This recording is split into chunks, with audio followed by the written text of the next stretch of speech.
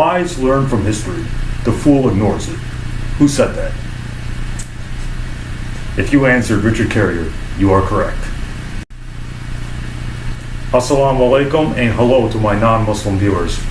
Today we have a very special guest with us. We have Dr. Richard Carrier, who I'm going to give a brief bio to right now.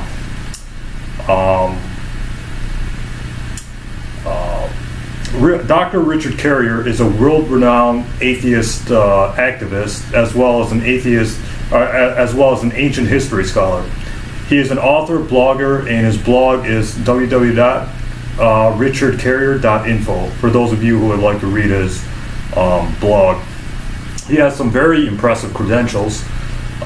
He has a Bachelor of Arts in History from University of California, Berkeley, a Master of Arts in Ancient History, a Master of Philosophy in Religion and Historiography, and Greco-Roman Philosophy, and a PhD from Columbia University, an Ivy League school.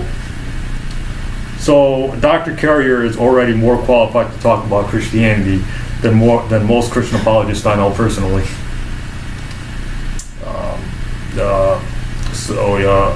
So with Dr. Carrier and with people like Dr. Barterman and stuff, you're going to get a historical point of view rather than a theologian or a theology point of view, and I think that's a better way to go. You want to know about the history of the stuff. Richard Carrier, Bart Ehrman, Robert M. Price, and Dan Barker are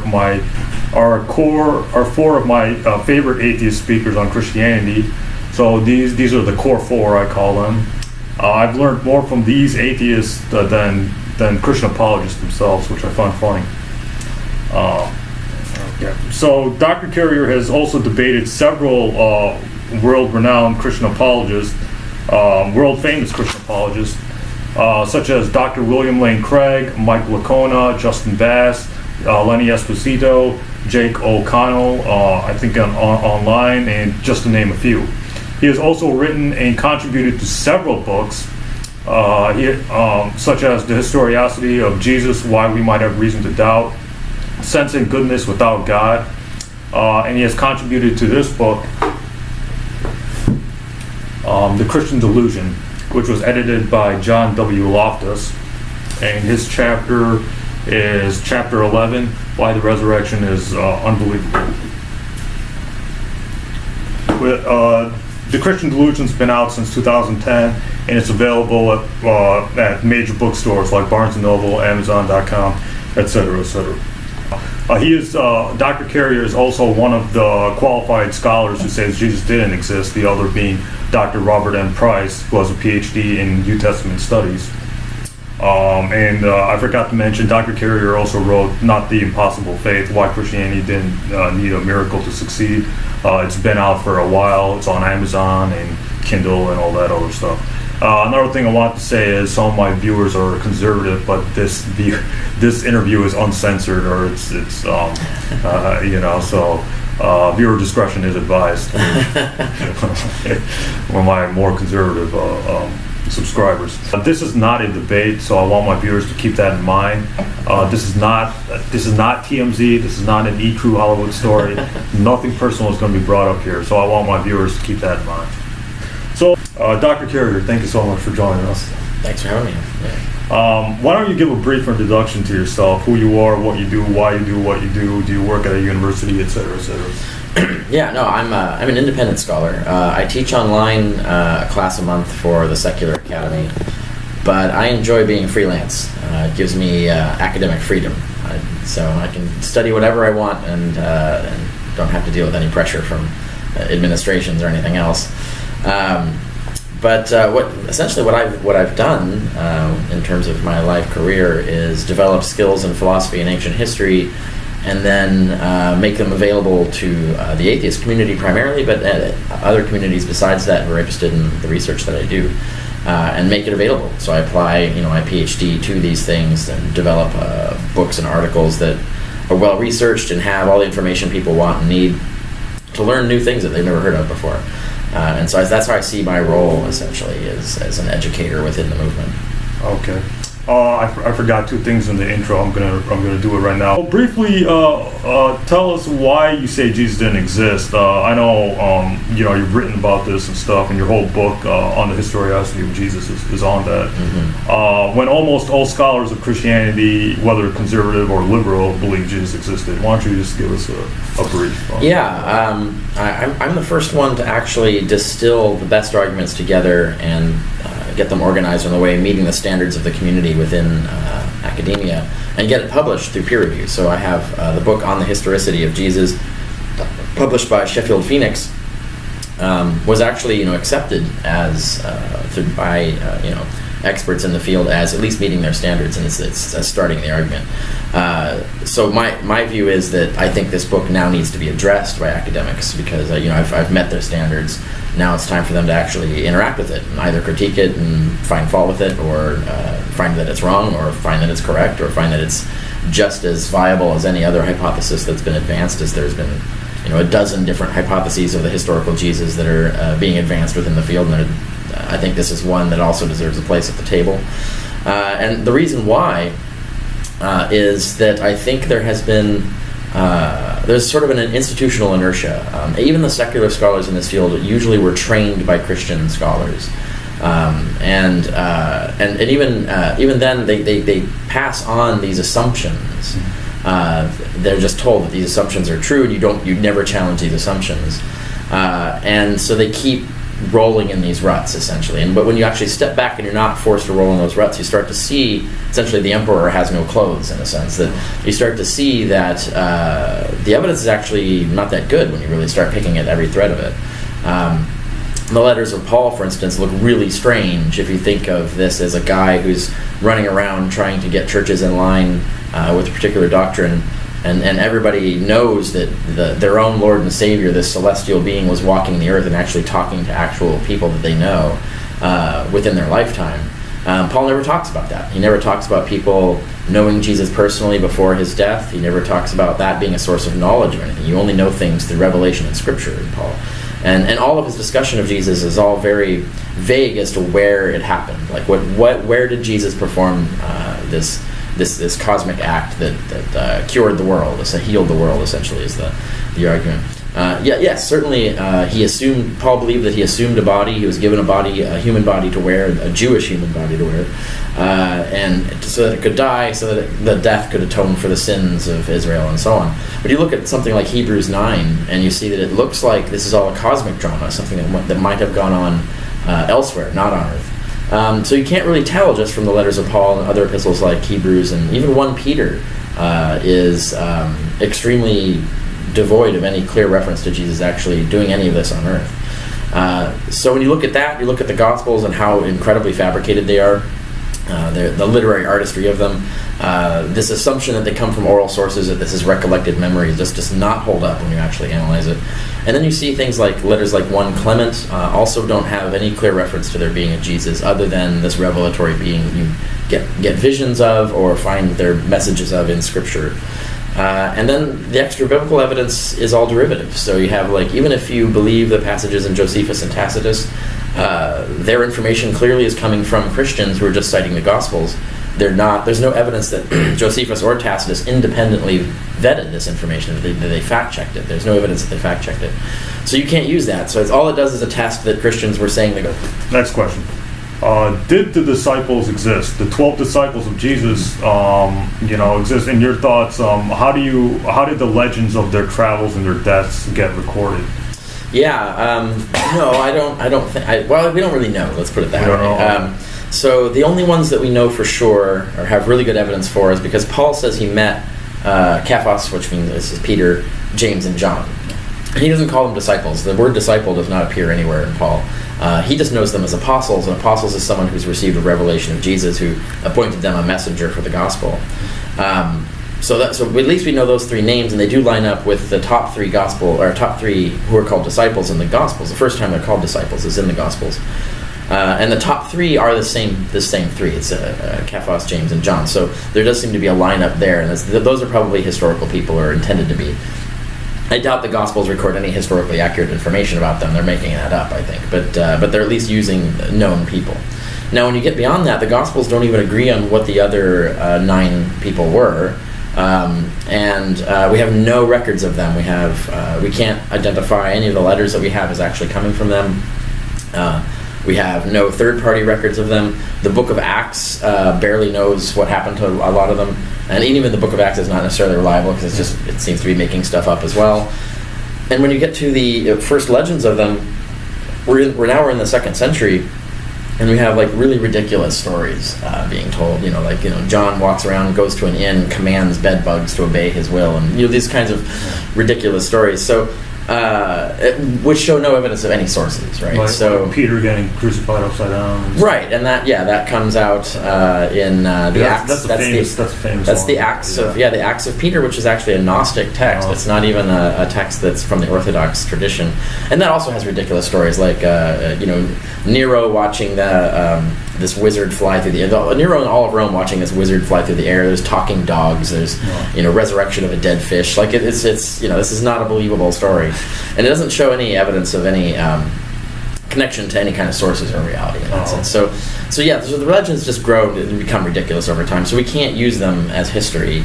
And so we don't know. We don't know what happened to these people. All of their actual writings were destroyed. They're lost. We don't get to see them. We don't get to know what they said or did. And the other apostles that Paul mentions as being active in kind of the top dogs at the time, like Apollos and Junius and things, don't even appear in the Gospels. So there's no real there's confusion as to who these people were and what they were doing.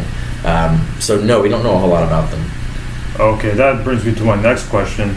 I know Christian apologists like to say the disciples died for their belief in the resurrection and the death of Jesus, and this is like a big thing.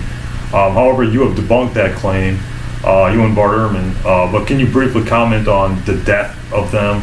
Do we have reliable sources that talk about them believing the resurrection and then dying for that? No. Basically, the only death that we have a reference to someone dying for witnessing for Christ, but it doesn't get any more specific as to what they were witnessing to, what they were saying. They died for the gospel, but what was the gospel they were preaching at the time? It is Paul, and that's in 1 Clement. 1 Clement referred, but Paul didn't know Jesus personally, right? And Paul saw Jesus in a vision, as Paul himself says, right? So Paul died for a vision. So nothing in the New Testament says that they died for their belief? No. The only death that's in the New Testament of one of the disciples or one of the inner core of the so-called 12 is one of the Jameses, and it just says that he was killed. It doesn't say like that he could have recanted and gotten away, or what gospel he was killed for, or what he was killed for, or anything. It just says he was killed, right? And even that, might not necessarily be a true story. And that's it, really. So after that, it's just legends. We know Peter died. We know, for example, 1 Clement refers to Peter dying, but he doesn't say why or where or for what purpose.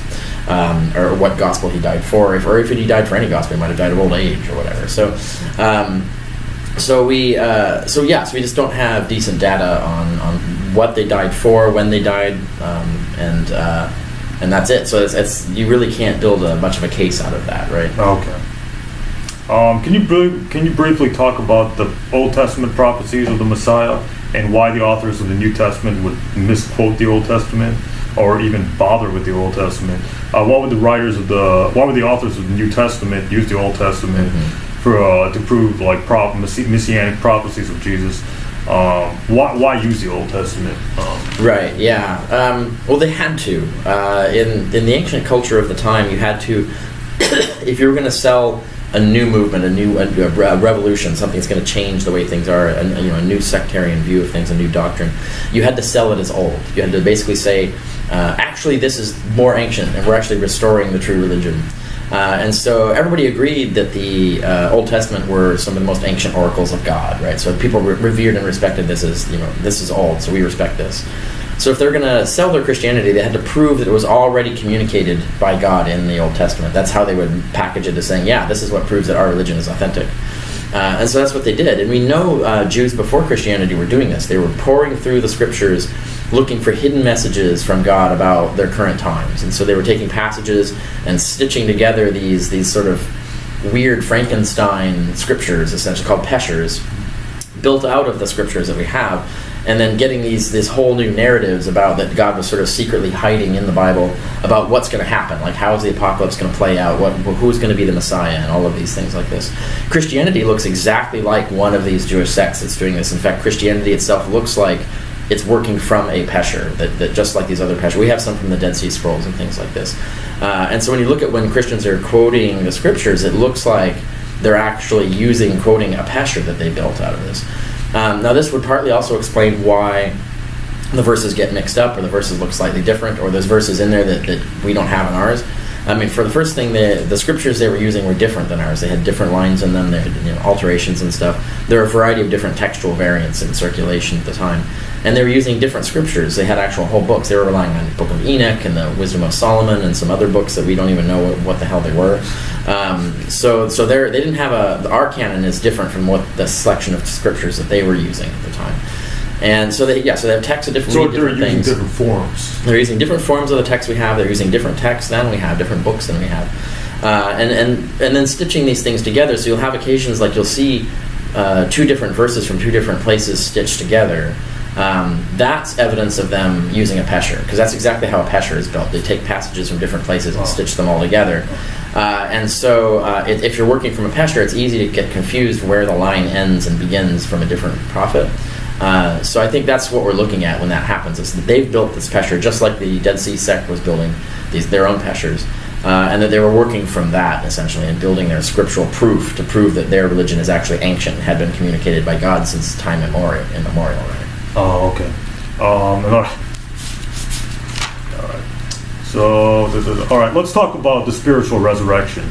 I know you said you said resurrection apologetics mostly bores you now, but if I can get your brief thoughts on the spiritual resurrection of Jesus, why you think that's what most likely happened, why the earliest Christian writer Paul thought this, and your overall thoughts on the spiritual resurrection of Jesus as opposed to the physical resurrection. I know you talk about this in the Christian Delusion, chapter 11. Yeah, I summarize it in there. The most extensive scholarly defense of it, with all the scholarly citations and everything, is in The Empty Tomb, edited by Robert Price and Jeffrey Lauder. So if you want to get the full thing, that's where it is there. But it's important to get the distinction that the difference is not between spiritual and physical. They're both physical bodies that we're talking about. So they're talking about the exchange of one body for another. The earliest Christians, and if you read Paul, like 1 Corinthians 15 and 2 Corinthians 5 and other passages in Paul, you just read Paul without assuming the later gospel assumptions, without assuming them. You just read Paul for what he's actually saying, just straight out. He's clearly saying that our current bodies, our mortal bodies, are corrupt and they die and decay and stuff. That we're going to cast them off like the shell to a seed, and that inside us the spiritual body will emerge, and it will be a physical body, but it's going to be made of a superior material. It's indestructible and incorruptible, and this sort of perfect body. And there's even Paul even says that these bodies have already been manufactured for us, and they're already waiting for us in heaven, essentially. So God's got the bodies ready for us to jump into, kind of like Heaven's Gate cult thought that they would jump into these superior bodies in the spaceship that was going to fly past the earth. That's kind of what the early Christians believed, is that they thought that they were going to cast off their dead body of flesh and then jump into a new superior body that would live forever. And so that view looks very well represented in Paul, and there were other Jews. There's evidence of other Jews who felt the same thing, had the same idea of body exchange, and I talk about all of that in The Empty Tomb, all the evidence for that. That's my view, and I think that very definitely, highly likely, was the original Christian view of the resurrection, and notably, that's a view of the resurrection that does not require an empty tomb, because the body is going to be there, but it's irrelevant. It's an empty shell. It's been cast off. Jesus is somewhere else now. So that's the view that I've articulated and shown from the evidence is most likely the case. And then the view of it, the body of flesh, you having to keep your body of flesh and it being the thing that gets resurrected, that was a later view. There were also Jews at the time who believed that, but that Jew filtered into Christianity later. Oh, okay. So there are different Jews, like the Sadducees didn't believe in a resurrection. Right, yeah. There are many different sects with many different ideas. Okay. Many different sects had many different ideas about how the resurrection would work out. Oh, okay. Islam rejects Jesus' divinity, his crucifixion and resurrection, and me being a Muslim and most of my viewers being Muslims, Would you say that Islam is closer to the historical Jesus than Christianity? Because most historians don't believe in the divinity of Jesus. They say at best he's a failed a prophet, right. or his resurrection wasn't a historical fact. In fact, the Islam in the Quran talks about Jesus being a prophet. So can you just what are your thoughts on Islam's view on Jesus and stuff like that? Yeah, I mean, just is it possible it stems from a historical? Yeah, in that degree, I think yes.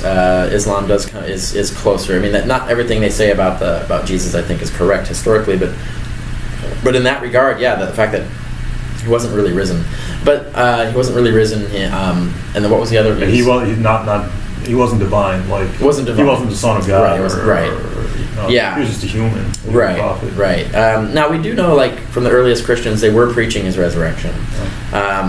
But his divinity wasn't at the time. It was just he was a subordinate of God. He was assigned God's authority. He wasn't himself necessarily God.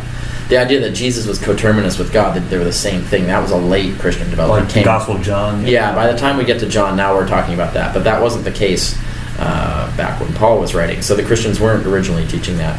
But it's entirely possible. When you look at Islam looks a lot like a sect of Christianity. When we know there were these sects of Christianity that stuck to the original faith.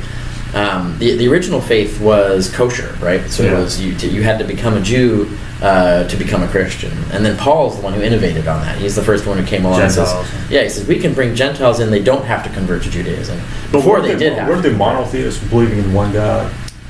But they're more like henotheists, in the sense that they believe that there's one supreme true God that you worship, and there are all these subordinate deities. Some were evil, and some were like serving God, like angels and archangels and things like that. So the terminology depends on exactly how the sort of vocabulary of worship, right? So that's a muddled issue as to what you mean by monotheism versus because the monotheism today is very different from what was going on. Sure. But so if you look at halal and you look at kosher, they're very similar, right? They're not identical, but they have similarities. And so it looks like if Islam is drawing on traditions of the original Christian sect that didn't allow the Gentiles in without converting to Judaism, this sort of original keeping the faith. In a sense, it's a sort of modernized version of it from the context of the Middle Ages. Oh, okay. Was Paul of Tarsus the earliest New Testament author just making stuff up about the disciples of Jesus? What are your thoughts on like Paul? What do you think? Historically, can we know anything about like what the disciples were teaching by just looking at the letters? Yeah, we can know some things because Paul's constrained by the rhetorical needs of his circumstances. So when you look at his letters, you take like the letter to Galatians. Someone from Galatia came to him and said, "Well, these other guys are saying these things, so we think you're a fraud," and so he has to respond to them. Now, in his response to them, he has to defend himself. He can't lie about what the other disciples are preaching, because then the Galatians would know he's lying, and therefore his argument wouldn't be effective. So they would immediately know, he's lying. Let's get rid. We're done with Paul. So the reality of what he's arguing against constrains what he can say. And so when he says, like, the only big dispute we had between each other, me and the original apostles, was over the kosher, whether we should keep kosher or not. That's probably true. So that means that when Paul's talking about doctrines beyond that, they probably line up. Now, that there were other doctrines. So, for example, we know Paul says Apollos had shown up at Corinth and taught them some other doctrine that they didn't agree with Paul's, and Paul wrote back and says, no, they do agree. They're just higher levels of understanding or something like that. So there's different doctrines being taught. But the ones that Paul declares anathema, the ones that you're supposed to say, no, those are false doctrines, those are false Jesuses. And he does refer to other people are going around preaching false Jesuses, false gospels, according to Paul. But he does not say that the disciples are those people, or the first apostles are those people. The first apostles he appears to respect and say that his gospel is in line with enough in line with theirs that there aren't any major conflicts between them, other than this one keeping kosher rule. So there are things like that where we can attribute some of the creeds and some of the basic doctrines that Paul teaches. We can attribute them to the first apostles, insofar as we don't see Paul trying to apologize for them or defend them as contrary to what the other apostles were preaching. Now that is limited. There are a lot of things I don't think Paul's always honest. Like when he says, "I didn't learn anything about the gospel until I had a revelation of Jesus." I'm sure that's partially a lie, but that's a lie he has to tell, and that's a lie he can get away with because there's no other witness to verify that wasn't the case, right? So that's a different one. But when it's when he has to argue against what the other apostles are saying, he's constrained by what they're actually saying, and so that allows us to sort of infer things about what they were preaching from what Paul says. So it is possible to reconstruct some aspects of what the original apostles were preaching from Paul. Okay. I'm going to do a quick... Let's talk about Bart Ehrman. I just want to say I like Bart Ehrman, Dr. Bart Ehrman. I was supposed to get Bart Ehrman. He was supposed to be the first guest on the show. However, he said that while he was in Michigan, he was too busy. He was in Michigan a few weeks ago, and he said he was too busy. I emailed him. He said it was too busy. And he was asking $5,000, and I was going to write him a check for $5,000 just for like an hour of his time. So that's it is what it is. But I met him. He seems to be a good guy. I took a picture with him in a 2014 interview with Bart Ehrman, and he signed my book Forged, which I have right here. But anyways, in an interview with Bart Ehrman in 2014, he says, and I'm quoting him here, "You're mean-spirited, not a generous person, and you like to bully and mock." But I don't understand why he says that, because you and I, we've always gotten along for 8 years, since I've known you for 8 years on Facebook, almost 8 years. So how would you, what are your comments on this? What do you have to say to this? He doesn't like being criticized. Yeah. So that's basically that. And also because I use the language of ordinary people. I use word like sucks, right? Okay. Like I say his book sucks. For him, he considers that bullying and mocking and things. No, in reality, like he behaves the same way towards other people, and just doesn't see it, right? So like he was laughing at and sort of mildly mocking Robert Price in the debate in Milwaukee. But he just doesn't see that he's doing the same thing. And really, criticism within academia can often get even more vicious than I've gotten. But no, the real issue is that I caught him out making mistakes, and you even said, like, you talked to him and he admitted to making mistakes. Yeah, right. I caught him out making mistakes, and instead of just owning the mistakes and saying, "Oh, you're right, I screwed that up," he actually lied about them. Publicly. Yeah. So and I have. But he told me in private, so he can. Yeah. So I have this documented. Well, this is what he says. So he'll say like, "Oh, that was just a typo," and it was not just a typo. Or he'll say that's not what he said, and it is what he said. And actually, he reaffirmed it in other venues. I show there's actual evidence of him doing this. So documenting that really frustrates and pisses me off, right? It's like when you start lying, like, can't you just be honest, right? And he doesn't like the fact that I document this, like, so I don't just say that he's lying about this stuff. I actually present evidence of him lying. You actually show the right, yeah, and that's, quote him in context. Yeah, so I give the evidence and everything. Okay. And this, like, the big one was when he criticized Dorothy Murdoch for making ridiculous claims about this statue. There's this statue that this sort of obscene statue that she talks about, and he writes about it in Did Jesus Exist? And the way he writes about it there is like, this statue doesn't exist, and she just made it up. And then, she rightly got pissed off at that, and she threw out on her website tons of documentation proving that it actually existed. And in fact, even the sources she cited in the book that he's talking about had adequate evidence of that had he just checked them. So, but he just kept insisting. It's like, no, okay, so I didn't really say that the statue didn't exist.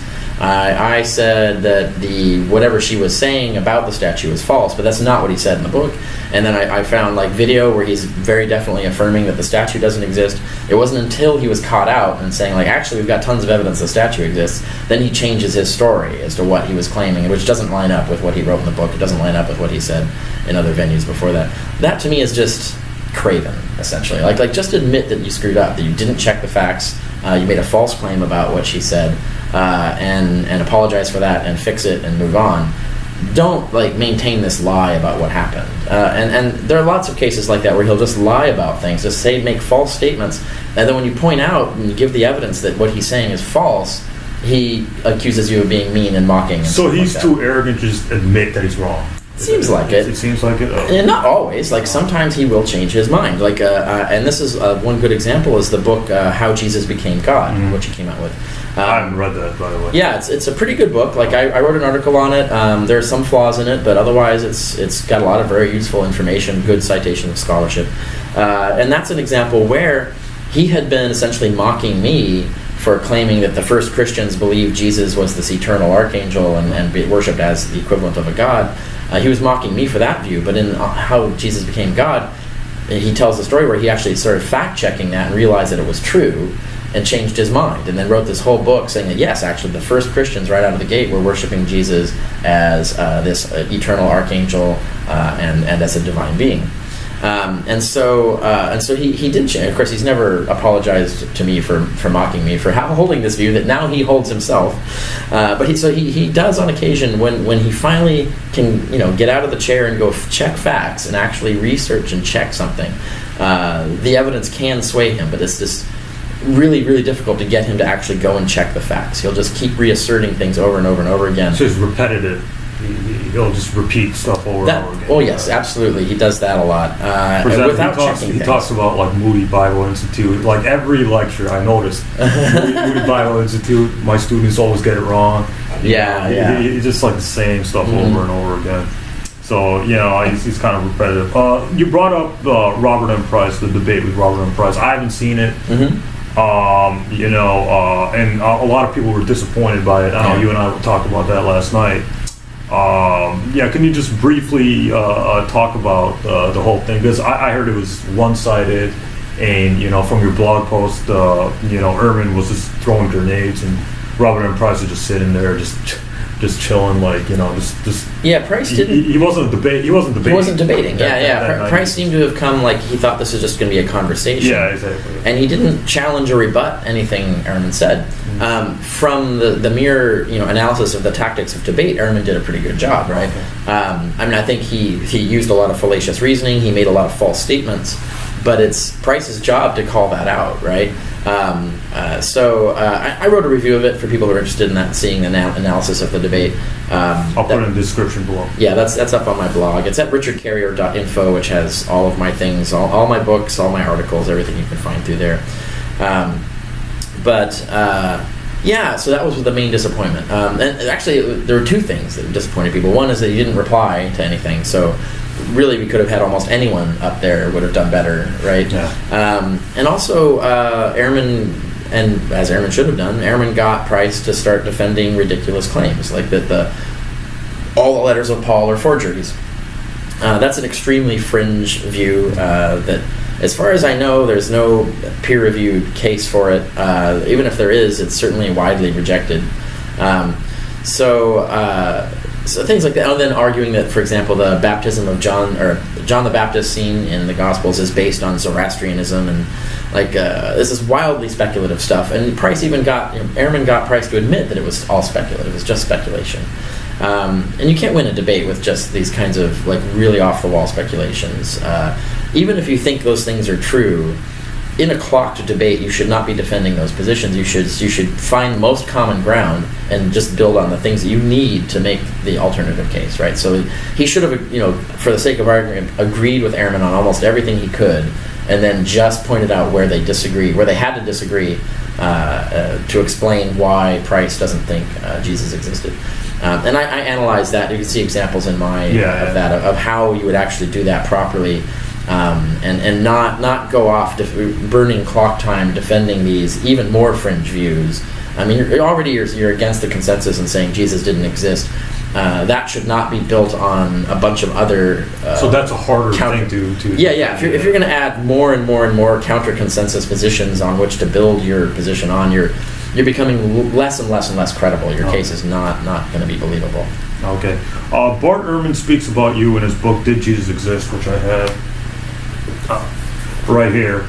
He speaks about you on page 19 of the book, where he says that you and Dr. Price are the only two who have graduate training in the relevant field of Jesus studies. And I know he got it wrong about classics and stuff like that. Mm-hmm. So he does speak well about you in a way. But I know you and Dr. Robert M. Price and others have said that this book, Did Jesus Exist? Is really bad. In fact, you said it sucks, Yes.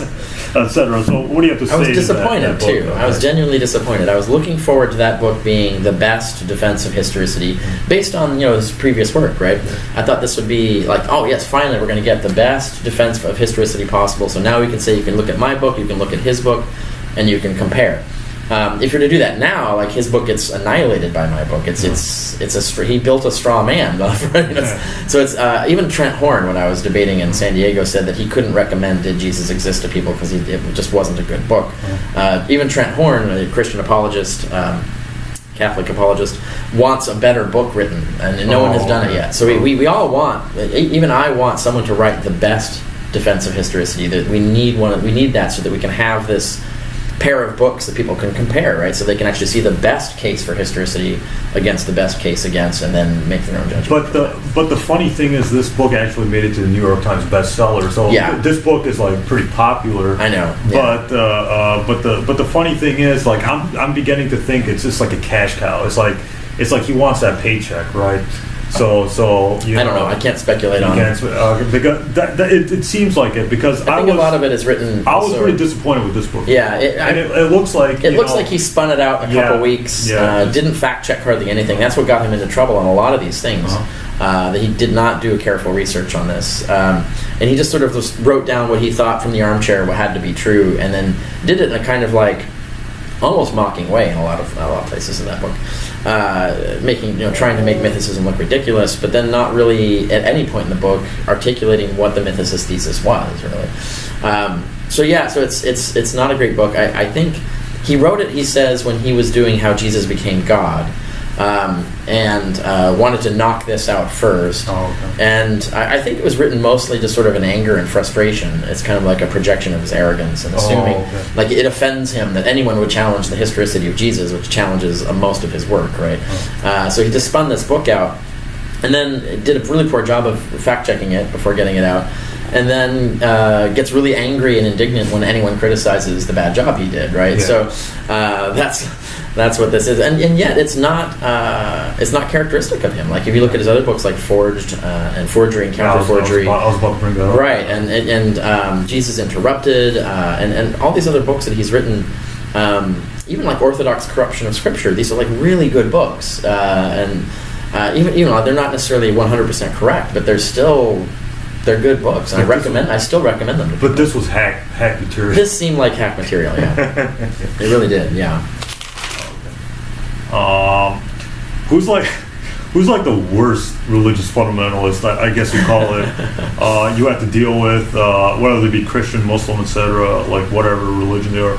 Who's like the worst person, like in discussing religion, you had to you had to deal with, and did you regret just like spending time? Not yet. I mean, the worst debate that was. Even though it was a clear win for me, but it was ridiculous. In Southern California, there was this pair of young Earth creationists that I debated. Me and this other fellow debated them on the historicity of Jesus, and they were just defending the most ridiculous, bizarre views. They burned half their clock time defending the historicity of Moses, because I had thrown away one line in there where I just said, like, it's the mainstream consensus now that Moses was not a historical person, and they didn't like that. So they went up there and they were arguing for Moses with this wildly ridiculous claim, these wildly ridiculous claims that are not published. That some friend of theirs apparently claims to have found all these amazing pieces of evidence that are not published anywhere. But it just sounded like something right out of like Aliens Built the Pyramids kind of stuff. So it was like red herrings. Was it like red herrings? Red herrings. Oh, you mean the whole argument? Well, no. I mean, just throwing red herrings. Yeah. No. They're making just outright false claims, right? That they believed all this crank stuff that was being claimed about Moses, But yeah, that debate was just like, it was unfruitful, essentially. So it was so off track that it was like, why are we even here, basically? So that was probably the worst. That was the worst, yeah. Yeah, I've had a similar experience. We'll get to that later. Let's talk about William Lane Craig, because Bart Ehrman has said that he has no time for William Lane Craig because he mocked Bart Ehrman. I guess that hurt his feelings or whatever. Yeah. So, what's your thoughts on William Lane Craig? Because I know you did. Two debates with him. One on one on Lee Strobel's show. Lee Strobel's show, Reasonable Faith Under Fire. Faith Under Fire, correct. And then one a live debate in 2009. Yeah. I think. So, William Lane Craig, is he unpleasant? Is he a nice person? Because William Lane Craig's probably like the world's most famous Christian apologist out there. Yeah. So, what are your thoughts on William Lane Craig? Is he nice? Is he pleasant? Would you deal with him again? I mean, I would deal with him professionally. Like, if we were to do a debate, I would debate him again. But I think he is. My personal impression with him is that he's a very fake person. That it's all facade, like he's wearing a mask, and he's sort of essentially pretending to be this jovial, personable salesman for Jesus. So that's he's always like that, even off stage, right? On stage, he's more a sort of a smug douchebag than he is privately. But even privately, I really get the feeling that I'm not talking to the real person. There's some sort of mask there that I don't know.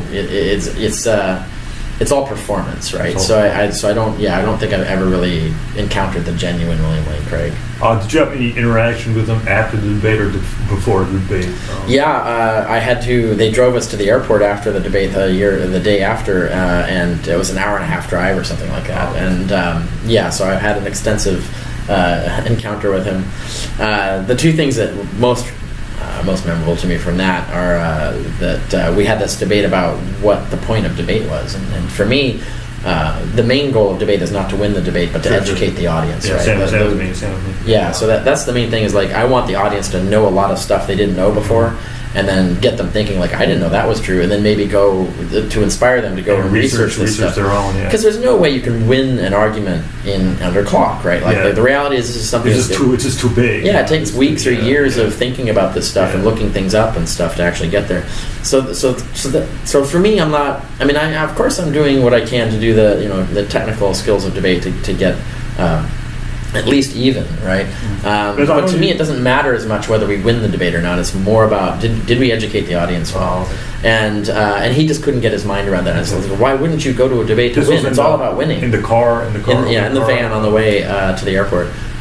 Yeah, for him, it's all about winning. Like, so why would you? Was he getting defensive? Was he trying to He just seemed incredulous. He just couldn't understand this concept of using a debate as education. The debate was just something that you win, win at all costs, essentially. And that explains a lot about how he resorts to the tactics that he does. But the other thing that happened on that was it was a van. It was two Christian students were driving, or one was driving, one in the passenger seat, and in the back it was me and William Lane Craig. So we were in the van. And there's this moment where the student in the passenger seat leans over or turns around and says to Craig, so Dr. Craig, how did you come to Christ?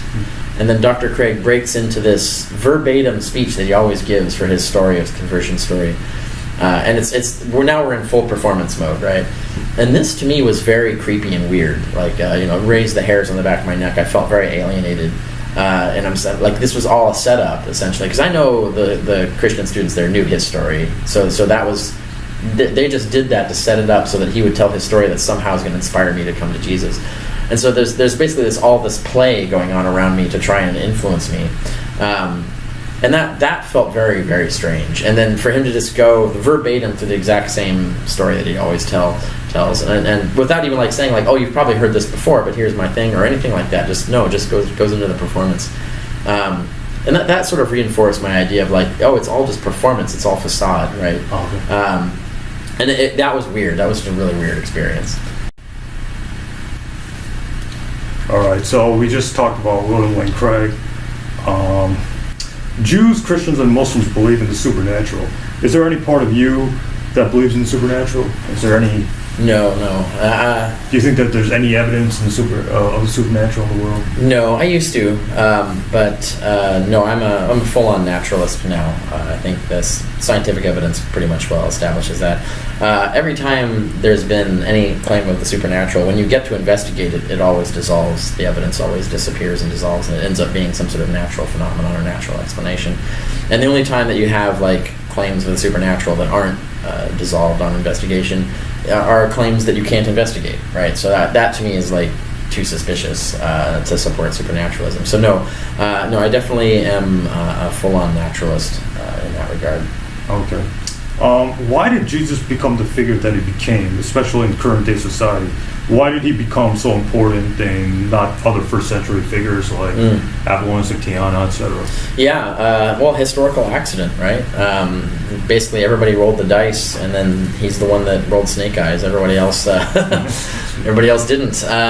The reality is there were two moments that really determined that. The first was when Paul decided to allow Gentiles to enter the church without becoming kosher, without becoming a Jew, without having to circumcise themselves, without having to follow dietary laws and things like that.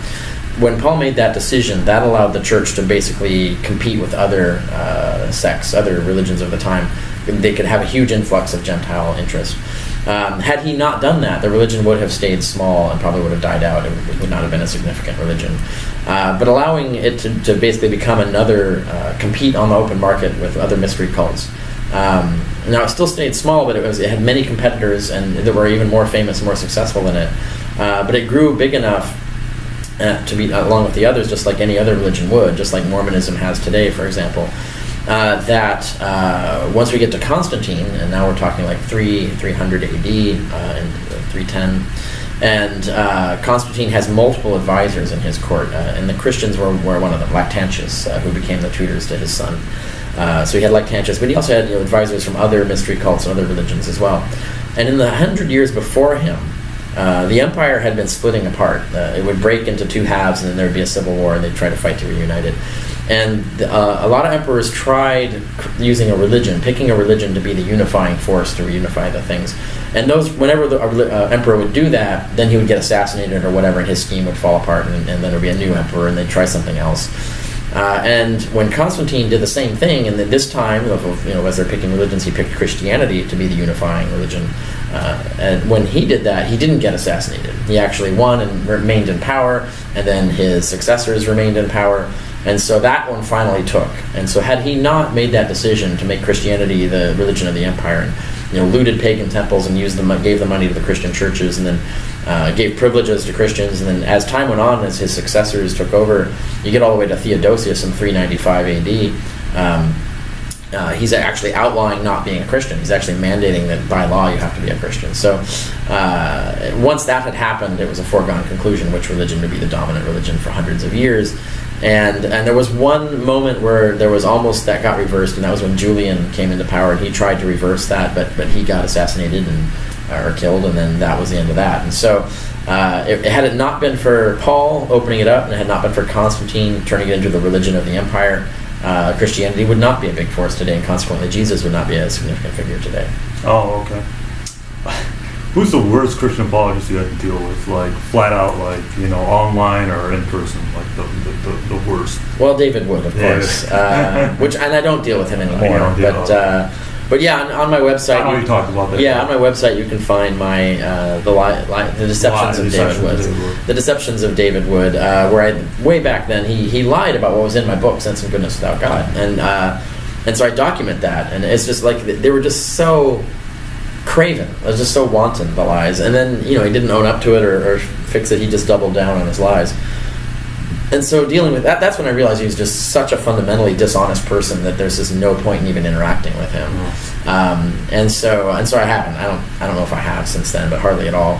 But yeah, that guy is kind of despicable in that regard. Yeah, I don't like dealing with them. We'll talk about it later. Do you think Christianity or Christians? Do you think Christianity and Christians are they going to increase or decrease as time goes on? Like, what do you think about like Christianity in America? Yeah, I mean, it depends. And stuff like that. It depends by region. It depends by what happens historically. I think it waxes and wanes according to economic prosperity. Essentially, that as states become more prosperous and are able to take care of their citizens better, religion becomes less important to them, and that's what we see, like in Europe, for example, or Australia, where as the economy gets better and the states become more helpful to their citizens and giving them safety nets and things like that, religion becomes less and less important. And then as the economy becomes more troubled, suddenly religion becomes more popular again. And so I think that is the big determining factor. But at the same time, there's this shift going on, right? and I've seen this. I've talked to Christians all over the country, and there's this divide between the younger generation and the old guard, right?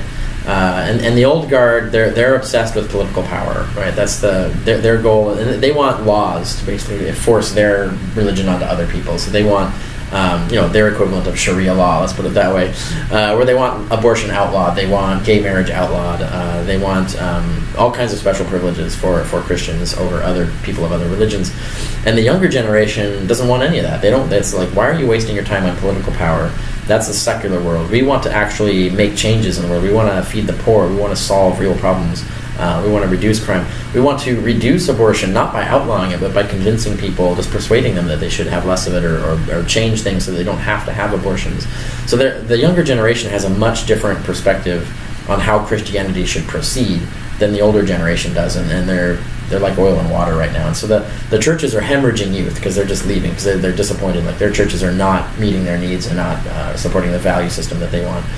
And so I see this as leading to a big shift in how Christianity operates in the coming years, because the old guard's going to die off, and the younger guard's going to go do something. They're either going to leave Christianity altogether, or they're going to start a new way of doing Christianity. Or we're in that transition period now, and the side effect of that is that the old guard sees themselves losing, right? So they know they're losing, and so they become much more.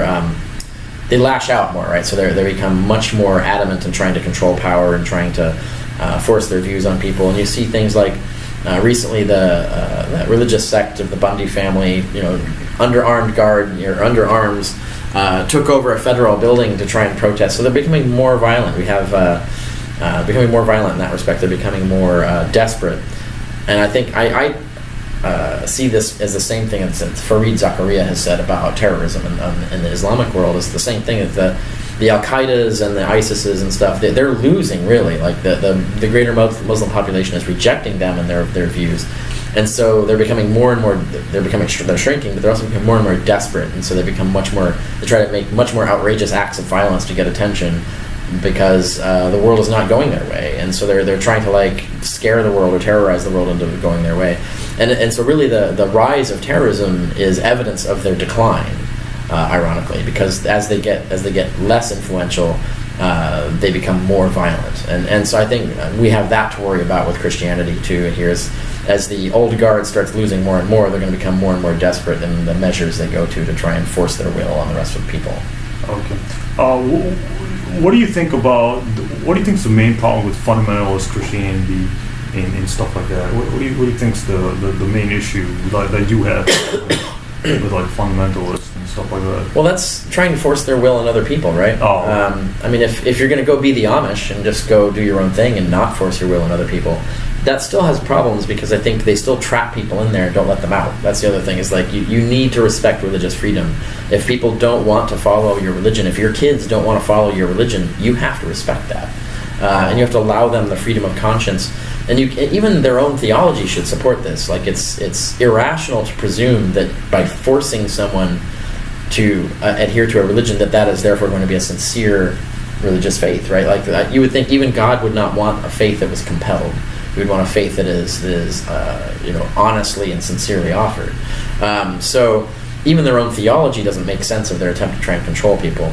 But that, to me, fundamentalism, it's their attempt to control people, either through the law or through controlling their kids or whatever it is, trying to force their will on other people, or their religious views on other people. That is the biggest problem, and not allowing religious freedom, not respecting religious freedom. That is the biggest issue with fundamentalism. And then next after that, I'd say the amount of lying they have to engage in to try and do this, right? To try and support even when they're trying mere persuasion, they're often so dishonest, and then either so dishonest or so uneducated that they don't know what they're talking about. It's either one or the other. When you're interacting with fundamentalists, and both are not good for the future of society, where we need well-educated citizens making honest decisions and persuading each other in honest ways. Fundamentalism is not helping that. It's commonly said by Christian apologists that Jude, the epistles of James, Peter, etc., were written by scribes of Jesus' disciples, since Jesus' disciples were said to be illiterate in Acts chapter 4, verse 13. and I know Bart Ehrman has written an entire book just debunking this claim, which is right here, forged right here. But I want to know what are your thoughts on it? What is your response to this? To this, and that is what he's defending there is the traditional view, the mainstream view right now. But I actually disagree with that. I think, in one sense, it's correct. If they were illiterate, then those epistles cannot have been written by them, even using hired scribes, because hired scribes did not have the skills to produce the elegant and scripturally informed literature that those letters are. Those letters were written by someone with rabbinical knowledge, right? There's someone who's got really good understanding of the scriptures and has a full rhetorical education. This is someone like, this is a college graduate, like not even college graduate, but like advanced college graduate kind of stuff. Now, but where I disagree is I don't think it's at all possible that the first apostles were illiterate.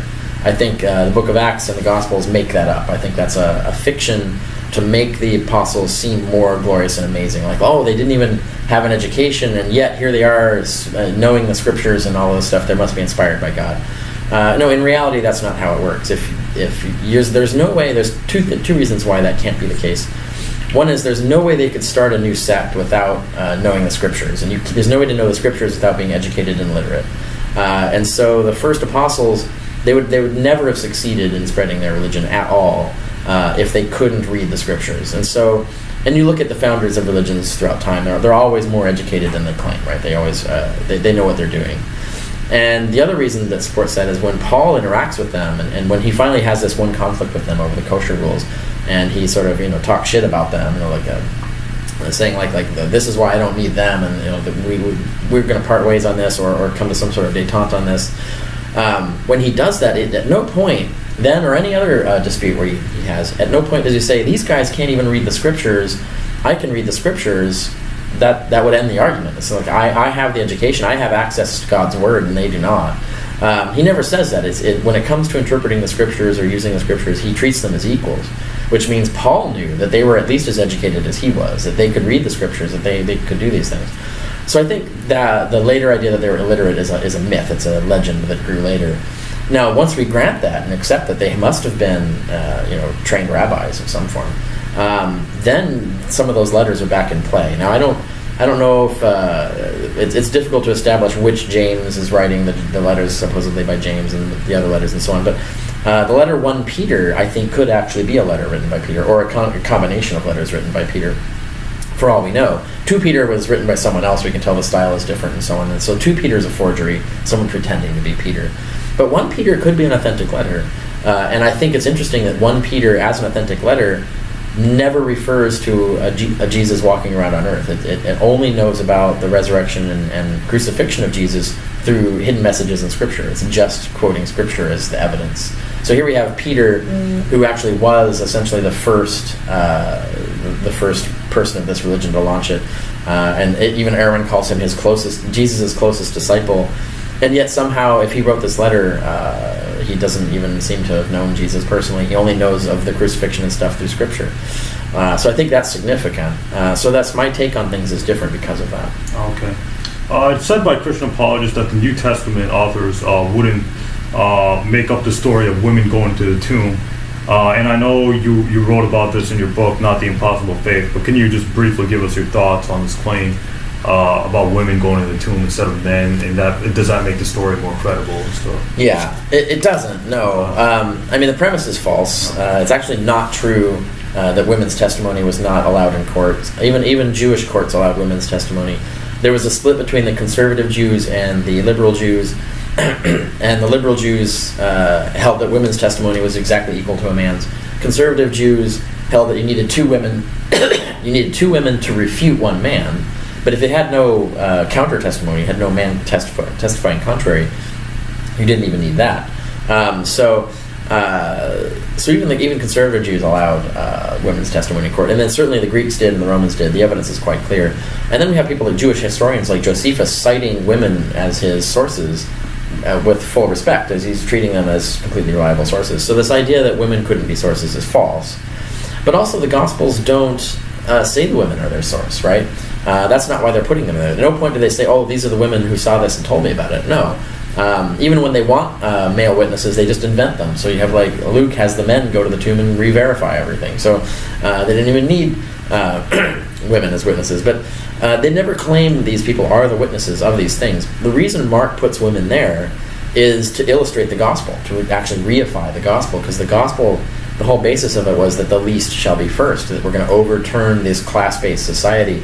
The poor and the downtrodden and the people that you put on the bottom, they're going to be the first ones into heaven. They're going to be the first ones who do everything.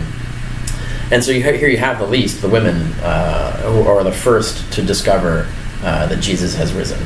And so that is just an illustration of how the gospel operates. So the criteria of embarrassment doesn't work here? No, it doesn't. No, it really doesn't. Yeah, Oh, okay. and yeah, there are a lot of examples where that criterion doesn't work, but this is one of the clearest ones. And yeah, Not the Impossible Faith is my book where I have a whole chapter on the women and the tomb thing. Oh, okay. So people would make up these good stories and these like not flattering stories at that time. Okay, I see. For a reason, yeah. For a reason. Mm-hmm. It's commonly said by Christian apologists that the New Testament is filled with historical settings. For example, the New Testament or the Gospels of Matthew, Mark, Luke, and John and stuff like that mention places like Palestine, Jerusalem, Galilee, Damascus, Arabia, etc. So they argue that makes the New Testament historically accurate. How would you respond to this? It's a fallacious argument. And also again in Not the Impossible Faith, I have a whole chapter on the so-called the Hemmer hypothesis, where Hemmer argues that Acts must be this historically reliable text because it has these historically reliable facts in it. In fact, Acts has a bunch of historically inaccuracies in it as well, but even the accurate things are taken from historical reference books like Josephus and things like that. In order to color the story, essentially, they make it sound historical. When you get to Mark's got geography wrong. He's got Jewish customs wrong. Like this guy's not getting things spot on.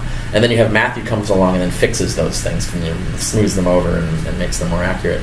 And again, Matthew's not doing that because he has better sources. He just has better knowledge. He knows the geography better, knows the customs better, so he just fixes that stuff in the story he inherited.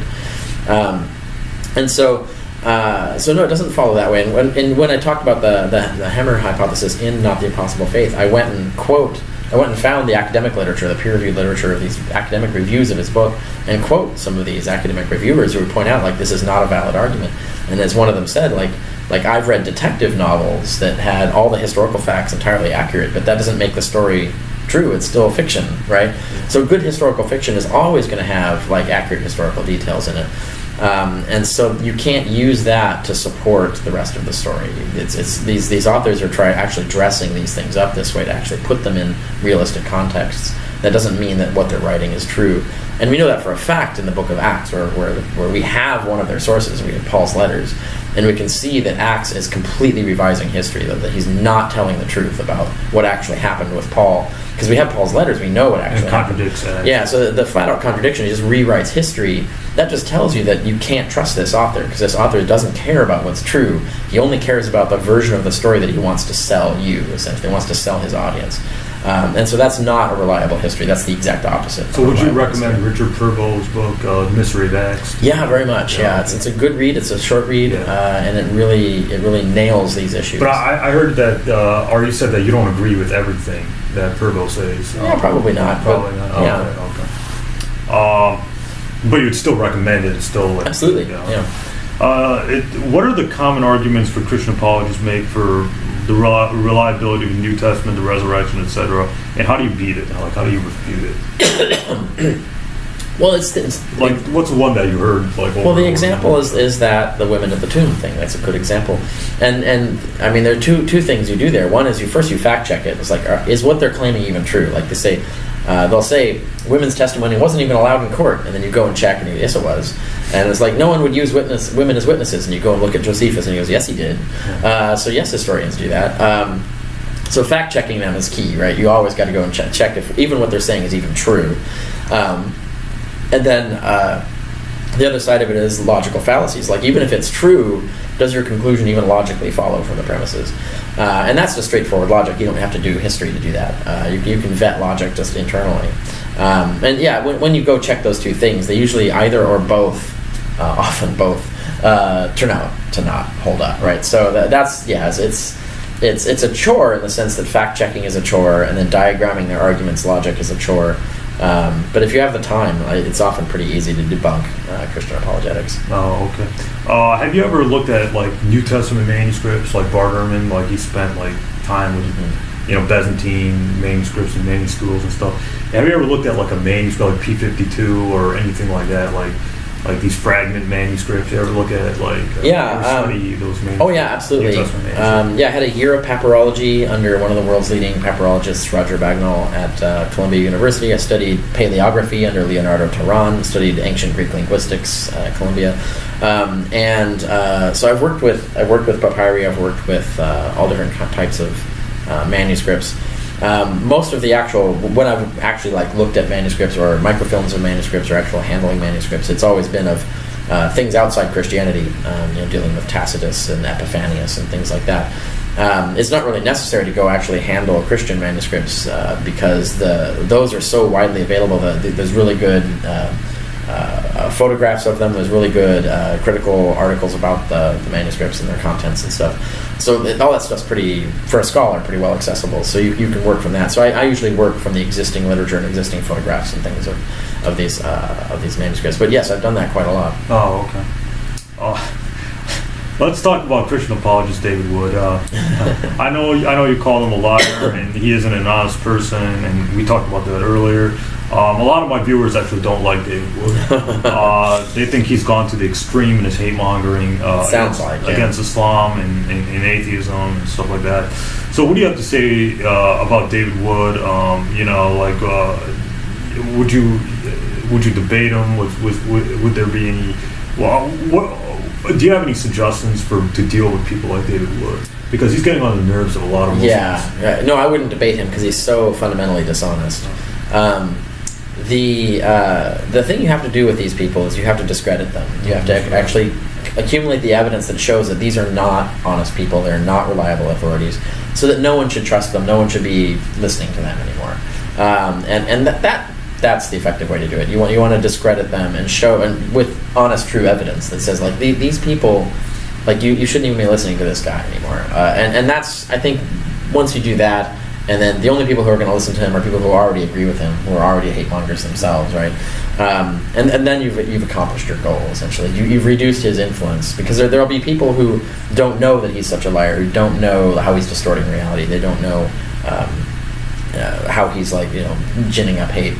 And if you can actually expose all of that, that's a useful service. Actually, he's done that for us, because there's an incident in the 2010 Arab Fest where he purposely had cameras and he was purposely doing stuff to provoke, security and stuff like that. So he got arrested, and he made a big deal out of it. Right. Yeah. He was on Fox News talking about how there's Sharia in America and stuff like that. So he's kind of getting on the nerves. Muslims, and he's getting more popular for some reason.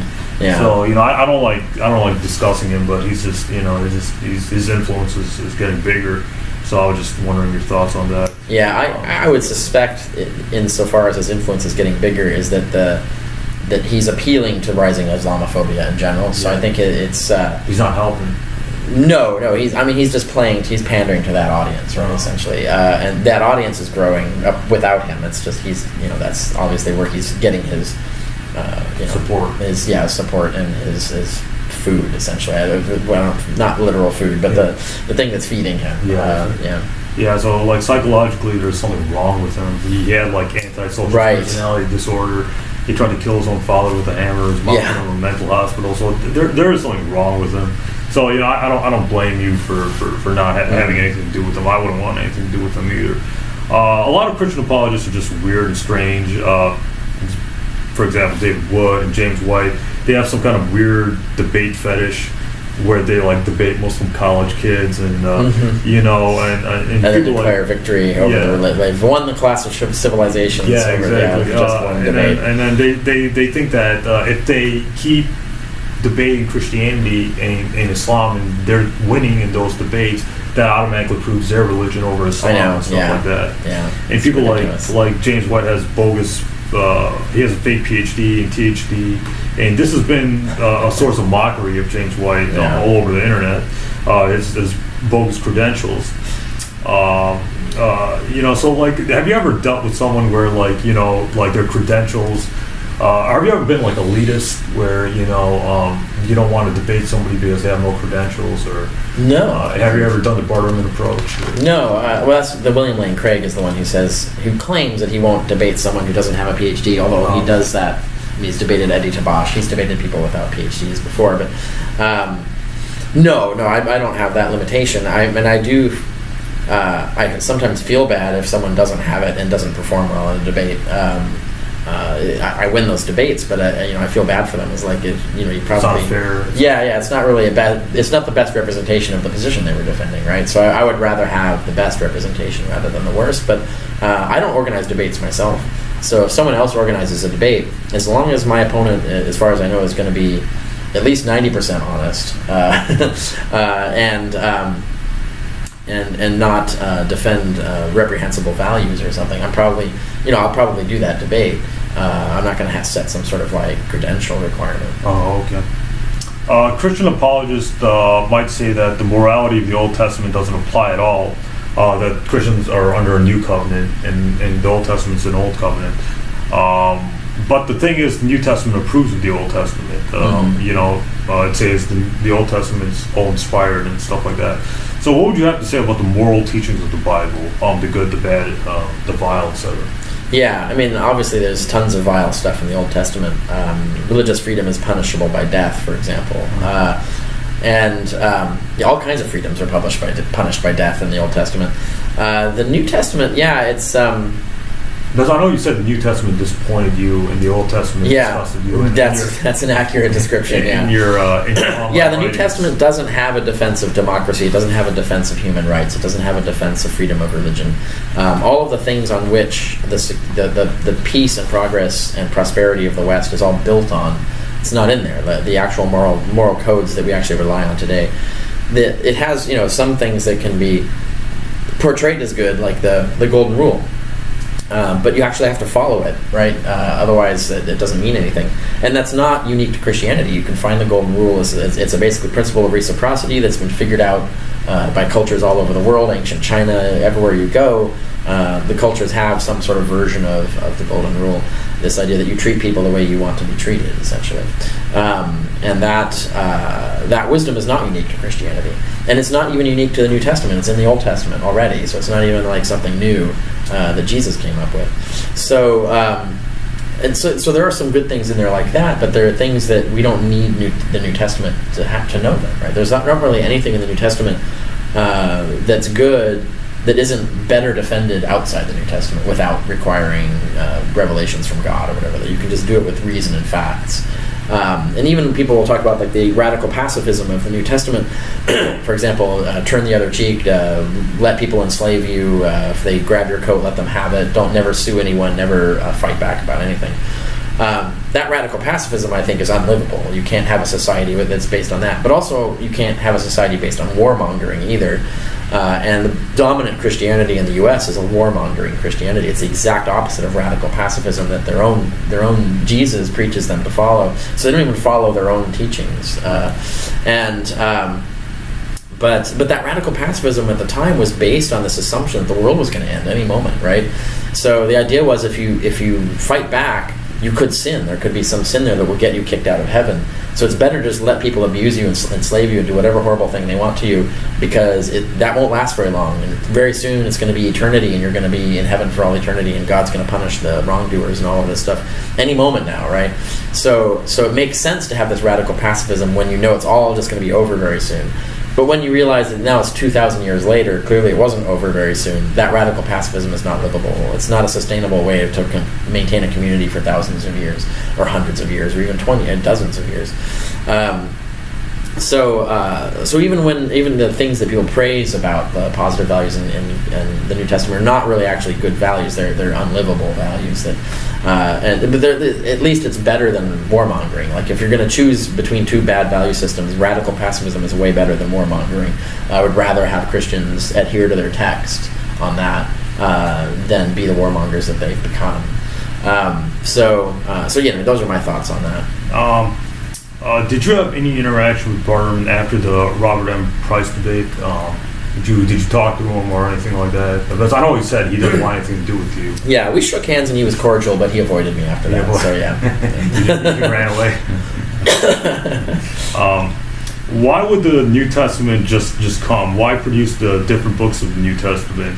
Most of the New Testament books, can you explain why the New Testament books arose, like Acts, Revelations, 1 Timothy, etc.? Why would these books arise in the first century, and why would they like contradict themselves and stuff? Well, they political reasons or? Yes. So all of these books were written over a period of maybe 80 years or more, about 100 years period. And it was some in the first century, some in the second century. So some of the New Testament documents were actually second century documents, not first. And they were written all over the place. They were not written to be in a book together, right? Oh. Originally, they were written by different sects in different places at different times by different authors. And then what happened was, in the early second century, Marcion came along, and he was the first one to gather a collection of these texts and market it as a canon on which to build his sect. And that canon we don't have, by the way.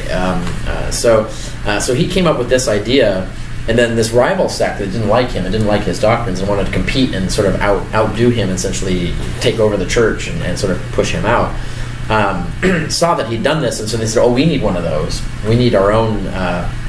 We need our own canon." And so they started deciding what books to collect together. And the decisions they made, I think, were politically motivated. Their idea was they wanted to take books that they could at least explain away as supporting their doctrine. Even if they didn't literally directly support their doctrine, they could use apologetics and exegesis to make it explain their doctrine.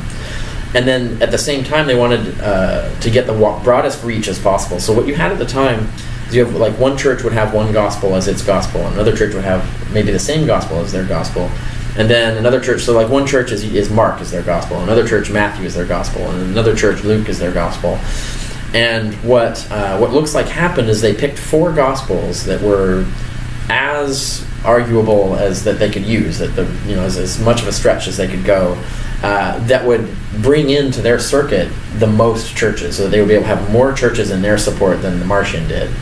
So they wanted to bring in more constituencies so that they could win the propaganda war, essentially. So they could marginalize him and overpower him in terms of resources and money and access to the congregations.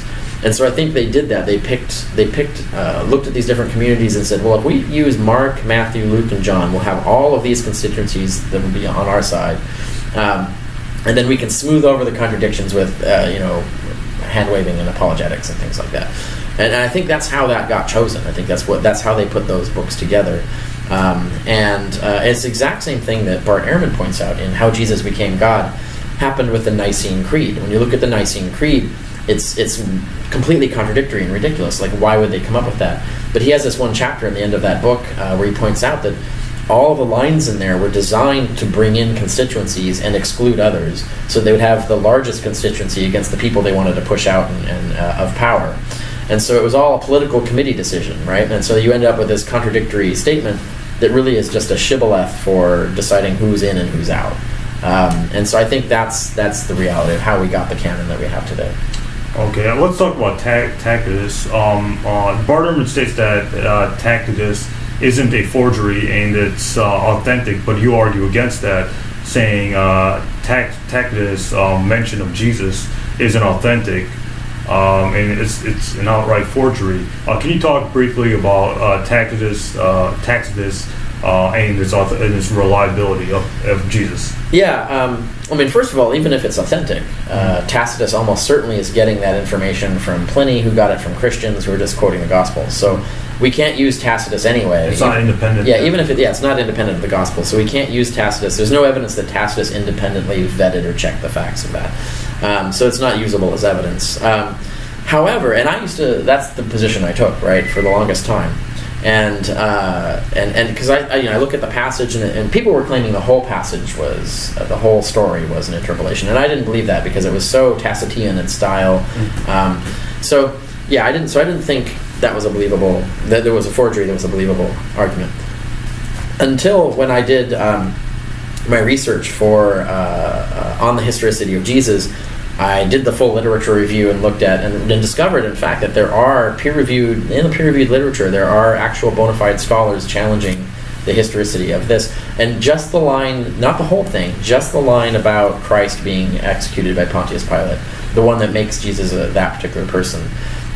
Because of what it looks like, originally it was about a different sect of Jews called the Christians that were started by this other guy who was in Rome and under Claudius, not under Tiberius and not in Palestine, a completely different movement.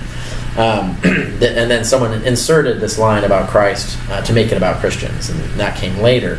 And when I looked at the literature, I found this article. I found several articles that were had tantalizing stuff in them that I didn't expect. But what I really didn't expect is when I read Rouget's article. It's this French scholar.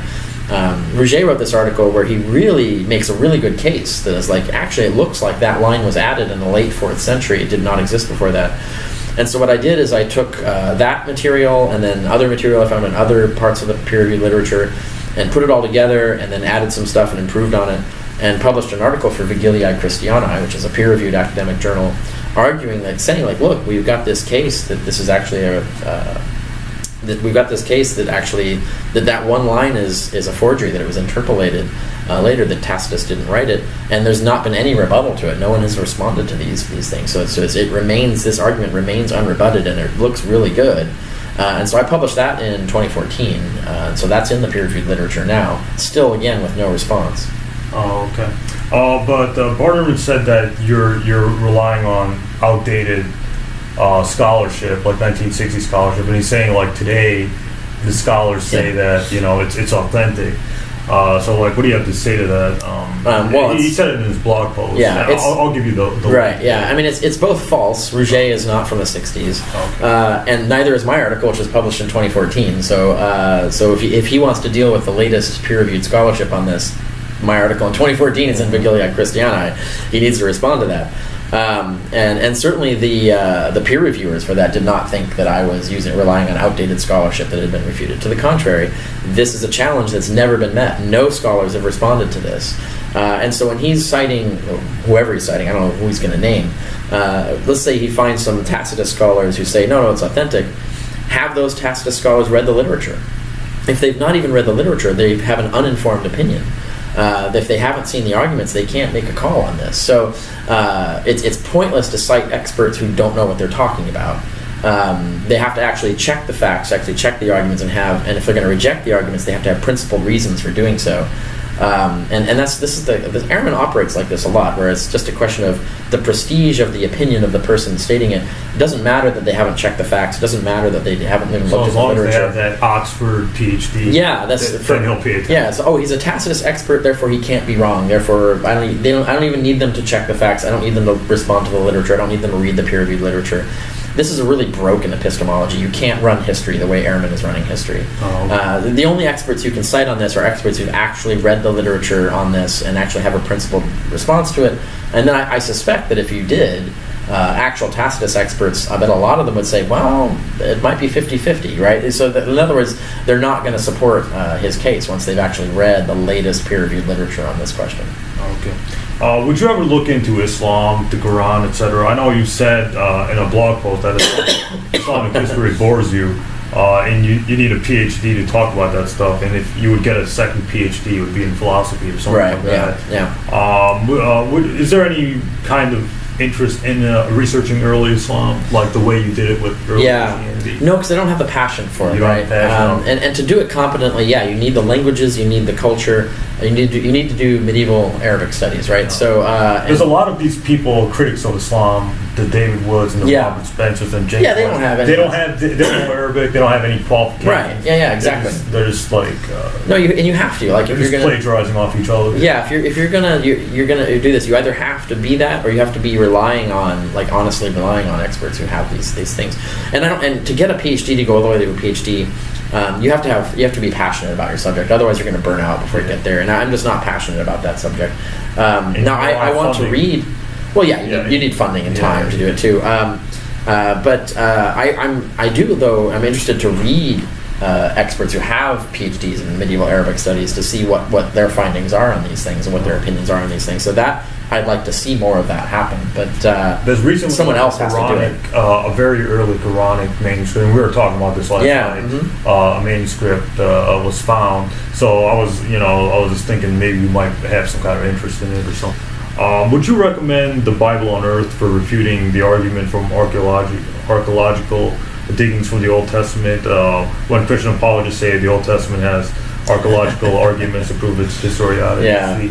And the Old Testament, the patriarchal stories. Yes, that's where I tell people to start there, right? So that's the best summary.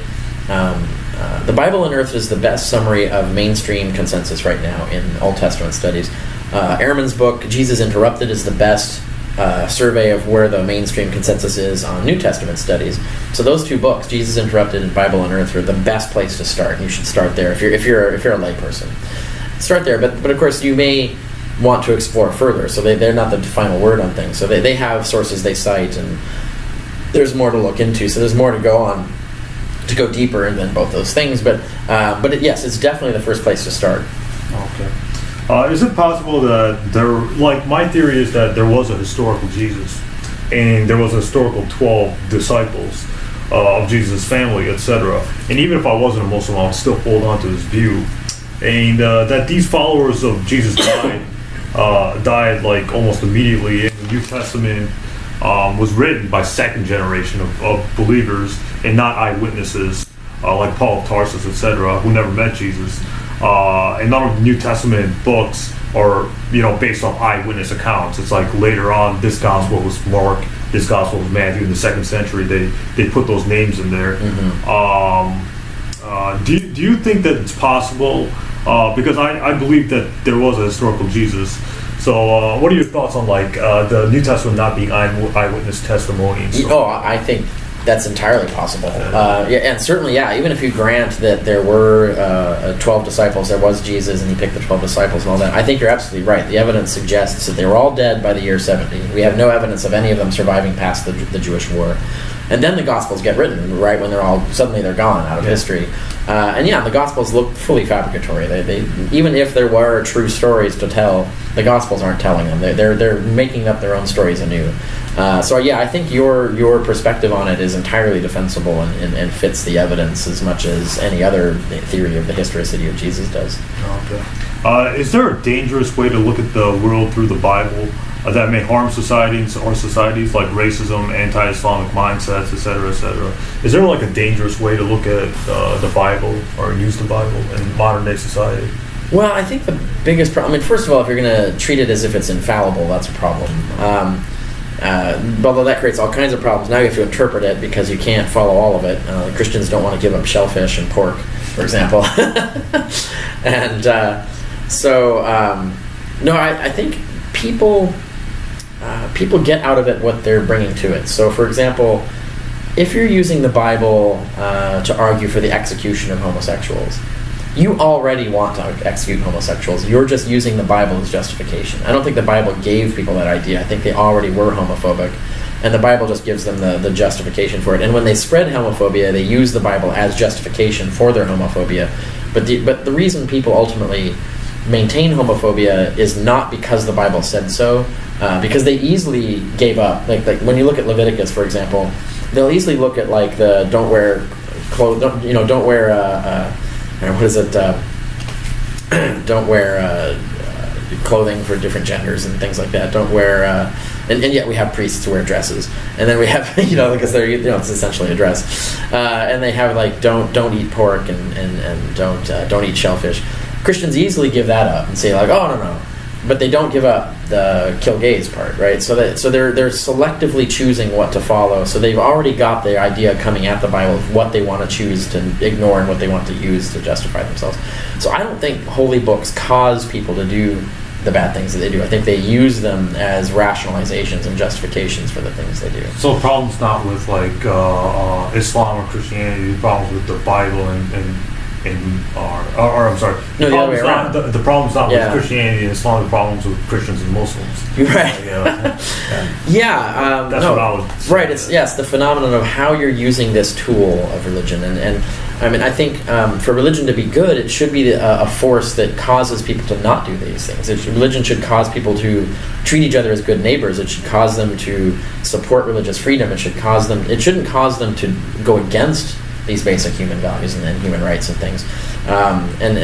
So to me, that's the critique that I offer of religion is that it is not an effective tool for preventing these things from happening. But at the same time, I'm not arguing that they cause these things, right? Oh. It's just they're ineffective, and they're problematic because they have the means, the ability to defend these horrible things. And it's not that they cause those horrible things or that they're inherently going to result in that. It's that they're too easily used for justifying that purpose. We need better. We need a better canon to rely on. We need a better way of thinking things. This way, we need more philosophy and less fundamentalism, essentially. Oh, okay. How would you respond to your critics? Like, you have a lot of critics, so Sure, like, yeah. how would you respond like to your critics and stuff like that? Like, you and me have critics, so like, Yeah. how would you? Well, it varies, right? So, first of all, I think you demarcate between people who lie and people who tell the truth. Mm-hmm. So, critics who lie, I have no respect for them. Like that's just despicable. But people who tell the truth, now I respect critics who actually have honest disputes with me and actually tell the truth. And or even call if you I out think for a mistake or something. certainly that. Yeah. But even if I think they're wrong about something, but I at least think they sincerely believe what they're saying, and then and whether they're looking at the evidence differently than I am or whatever, I can respect that, and then I can have a much more interesting and productive dialogue with that and explain why I disagree with them and so on. But the critics who lie, my goal then is just to expose them as liars, right? So and then once you see that, you're like, well, why should we trust this person anymore? So that's the two different types of critics that I deal with, and that's how I do it. What would you say to my Muslim viewers who have some kind of like debate fetish, I guess, where they always think that in order to prove Islam, you have to win a debate. If you don't win a debate, that's it. It's over. Right. Game over. That's it for Islam. Yeah. Or that's it for Christianity. Which is funny like because how are you ever going to get good at debate without? Because that's all David Wood and James White. Yeah, That's all their thing. Debate. Right. Yeah. No lecture, no communication, no nothing.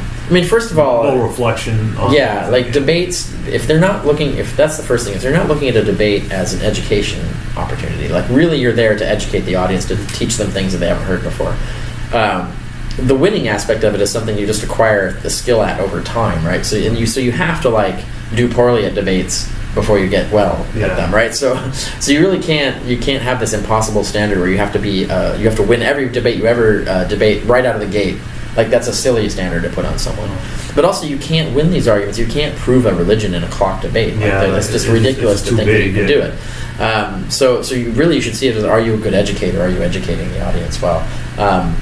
Are you representing that well, right? Like are you making your religion look crazy, or are you making it look like reasoned and cordial religion? So that those things matter more than like the technical scoring of whether you won the debate or whatever. So people like William Lane Craig and James White and David Wood, they're looking at the wrong end of the telescope, right? Well, what they're doing, what they're trying to do is they're trying to convince the Christians in the audience to not even consider Islam. Leaving. Oh, Islam. Well, not even consider Islam, or not even consider atheism, or whatever it is. Okay.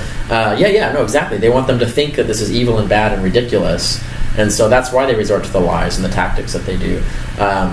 So they're trying to inoculate the audience. They're not really trying. They're not interested in the quest for the truth. They're not trying to actually understand why you believe what you believe, and they don't want the audience to understand that either, right? They actually want to prevent the audience from understanding your real reasons for belief. They want to make it seem like it's about something else.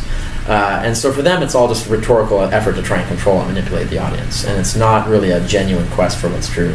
Did you feel that way in your 2003 debate with the Muslim apologist and the other theist? Hassanin Rajabali and Michael Corey, and it was me and Dan Barker on the other side. It was right here in Dearborn. Yeah. 2003. It's on the internet. Yeah. Did God not exist? That's right. That's and it's give us your. There was a huge audience for that too. 1,000 people. Yeah, 1,000 people, almost all Muslims. Yeah. and so it was a good turnout. And really, the best takeaway I had from that was not what happened in the debate.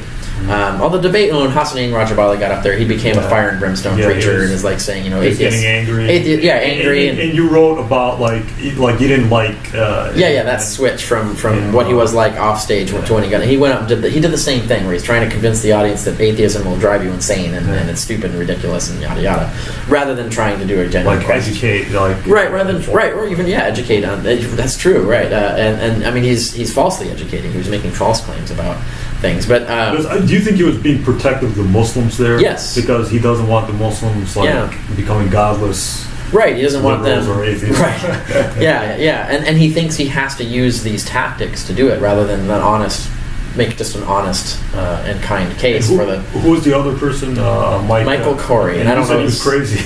I found him to be an odd duck. Psycho. Not psycho is the wrong word, but no, he. He just would not see reason and would deny having said things that he was recorded as having said, and things like that. That's someone I probably wouldn't debate again because I don't know, that guy is not fully reliable. Hassanin Rajabali I'd debate again, but what was more important to me for that was off stage. When they flew me in early the day before, flew out the day after. All that time in between, I got to hang out with Muslims from all over the world. Yeah, tell us your so I got to hang out with Muslims from all over the world and get to ask them questions and talk to them, and that was, I think, it was a really good experience. One of the most important things that could ever happen because it allowed me to humanize Muslims and then actually, rather than hear what the news tells me the Muslims think, I got to hear them tell me what they think. Actually live with them. And why they think these things. Or actually be with them. Yeah, and they were very good hosts. They were all very kind people, and it was interesting talking, even getting to talk to the women.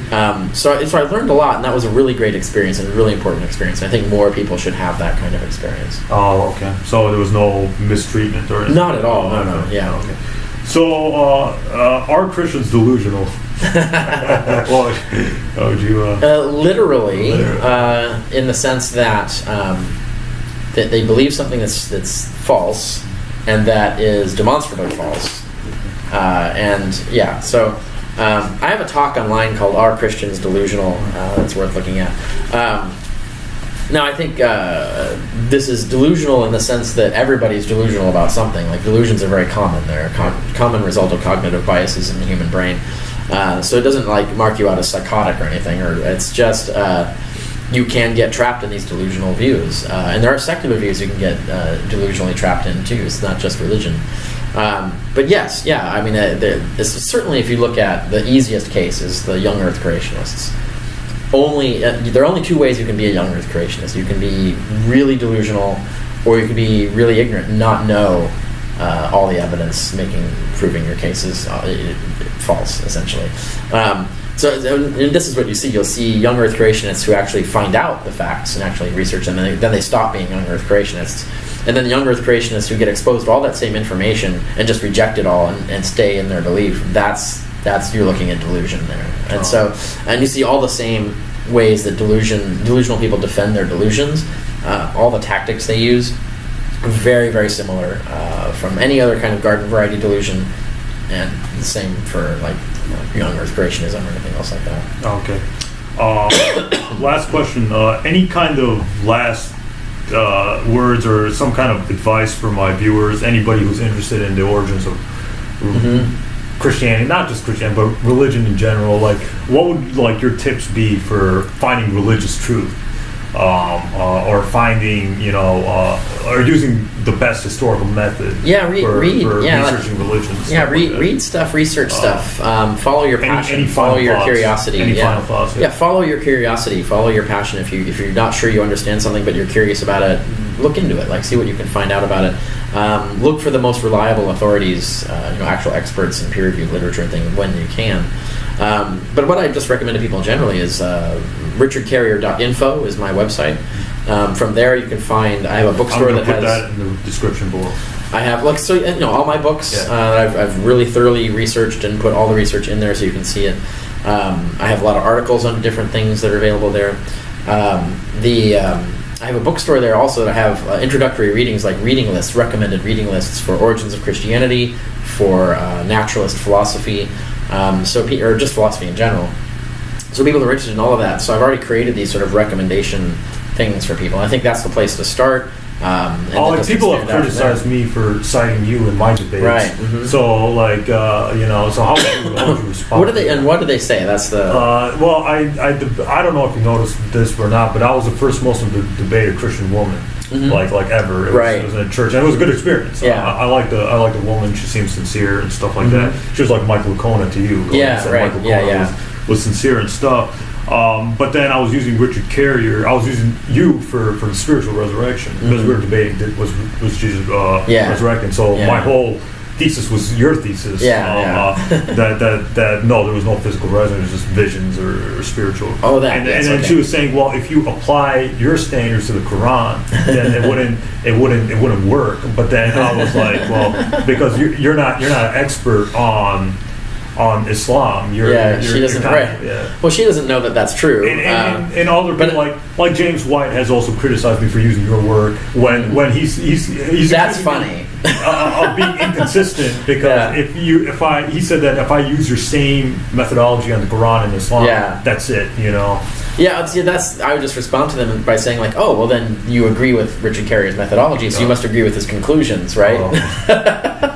So it sounds to me like they're saying that the methods work from their point of view, right? So I would use that against them, but it's funny to have someone like James White with a fake degree saying you shouldn't listen to the writings of someone who actually has the degree. He's just a very nasty, unpleasant person. I would not. After that, I'm like, no, I'm not dealing with fundamentals anymore. So thank you so much, Dr. Carrier, for joining us. I'm gonna put everything below: his website, the blogs, the books, whatever. Support Dr. Carrier's works. It's well worth it. Dr. Carrier, thank you so much for having me. Yeah, thanks for having me here. It was great. Yeah.